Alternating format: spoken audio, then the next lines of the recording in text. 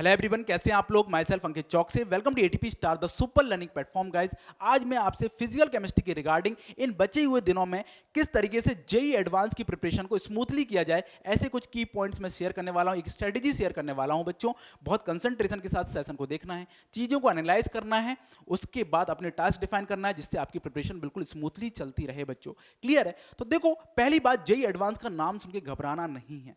JEE advance कोई भी irrelevant चीजें नहीं पूछता है, वो काफी रेलेवेंट टॉपिक पूछता है। बस वो कंसेप्ट की डेप्थ चेक करता है, कितने डीपली आप कंसेप्ट को जानते हो, वो आपसे ये चेक करवाना चाहता है। क्लियर है पॉइंट? तो कभी घबराना नहीं है। तगड़े क्वेश्चंस आएंगे, फंसोगे, लेकिन उससे सीखने को बहुत मिलेगा। बच्चों, सीखने को बहुत मिलेगा। बोला जाता है ना, फ्रिक्शन होगा तभी तो चल पाओगे, है ना। इस लाइन को आप पढ़ रहे हो, फ्रिक्शन होगा तभी चल पाओगे, मुश्किल आएगी तभी तो सीख पाओगे। बच्चों, क्लियर है पॉइंट? तो कुछ पॉइंट्स हैं जैसे मैं आपके साथ डिस्कस करने वाला हूं। अपनी स्ट्रॉन्ग टॉपिक्स को एनालाइज करो, कौन से मेरे स्ट्रॉन्ग टॉपिक्स है, वहां पे मैं अपनी प्रैक्टिस को और डीपली करूंगा और अच्छे अच्छे क्वेश्चंस करूंगा, बहुत तगड़े लेवल के क्वेश्चंस करूंगा। उसके रिगार्डिंग आप, जैसे मैं बुक बता सकता हूं, एन अवस्थी को फॉलो कर सकते हो, लेवल 2 सॉल्व कर सकते हो, उसका मल्टीपल चॉइस क्वेश्चन सॉल्व कर सकते हो, उसके पैराग्राफ टाइप क्वेश्चन सॉल्व कर सकते हो, उससे आपको बहुत हेल्प मिलेगी।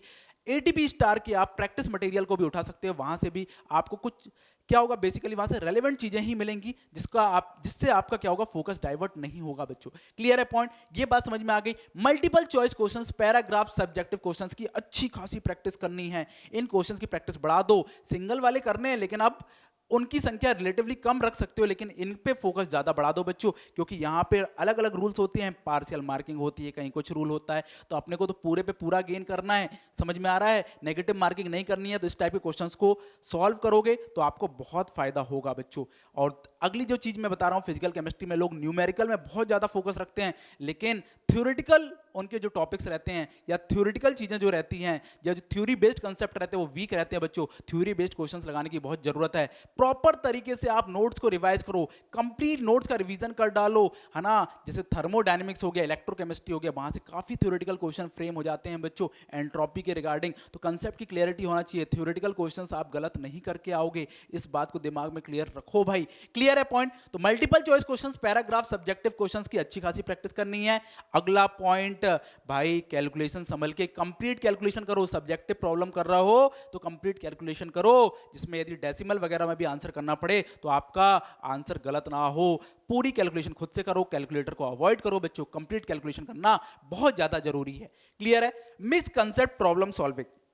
अब देखो, ये एडवांस क्या करवाता है, एक क्वेश्चन में उसने क्या करा, 2-3 चैप्टर के कंसेप्ट लगवा दी। जैसे इलेक्ट्रोकेमिस्ट्री का क्वेश्चन है, उसमें आयनिक घुसेड़ दिया, उसमें रिडॉक्स भी घुसेड़ दिया, तो अब वो 3 चैप्टर से मिलकर क्वेश्चन बन गया।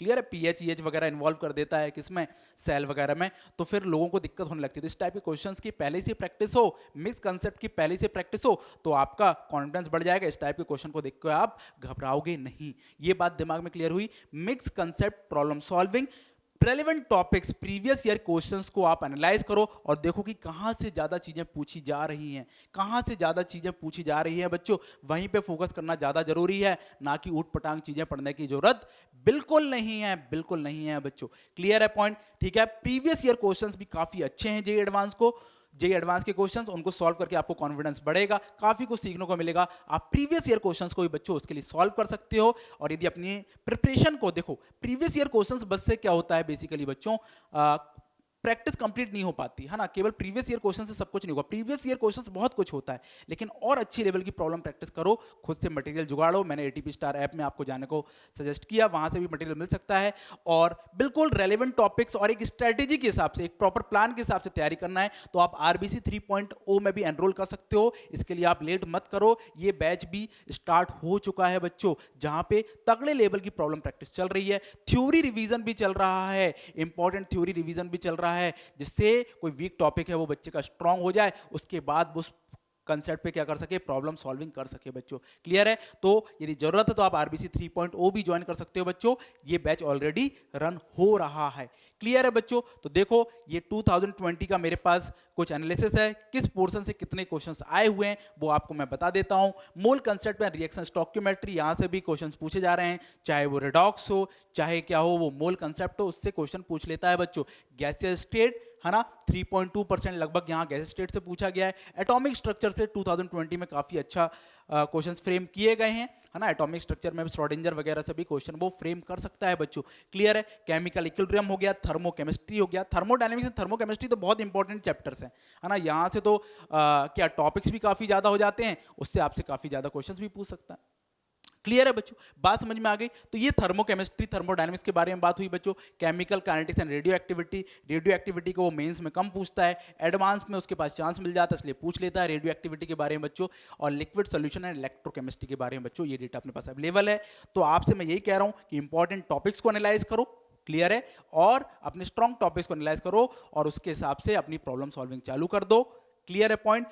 और आप क्या करो, वीकली क्या करो बच्चों, अपना 4-5 दिन में एक फुल सिलेबस टेस्ट तो दो। अपना पहले थ्योरी रिवीजन सारा कंप्लीट कर लो, और 4-5 दिन में फुल सिलेबस टेस्ट देते रहो। उससे आपका कॉन्फिडेंस गेन होगा। पेपर को कैसे सॉल्व करना है, वही बात, स्ट्रॉन्ग टॉपिक से रिलेटेड क्वेश्चंस देखने, उनको पहले सॉल्व करना है ना। उससे क्या होगा, सब कुछ करने के पीछे नहीं भागना है, क्लियर है पॉइंट। तो बच्चों ये सारे पॉइंट्स को बिल्कुल ध्यान रखना। मैंने बताया थ्योरेटिकल क्वेश्चंस की प्रैक्टिस करो, मिसकंसेप्ट प्रॉब्लम सॉल्विंग करो, रेलेवेंट टॉपिक्स पे फोकस करना जरूरी है, प्रीवियस ईयर क्वेश्चंस को एनालाइज करो, strong topics, multiple choice questions, paragraph question, ये सब करने की जरूरत है। और क्या बताया आपको, यदि आपको कोई स्पेशल एक कोर्स की रिक्वायरमेंट है, यदि आपको लग रहा है प्रॉब्लम सॉल्विंग में कमी हो रही है, तो RBC 3.0 बहुत अच्छा ऑप्शन है, जहां पे आप बहुत तगड़े लेवल से मचा सकते हैं। Wish you all the best. अपनी प्रिपरेशन को स्मूथली चलते रहिए और मचाते रहिए।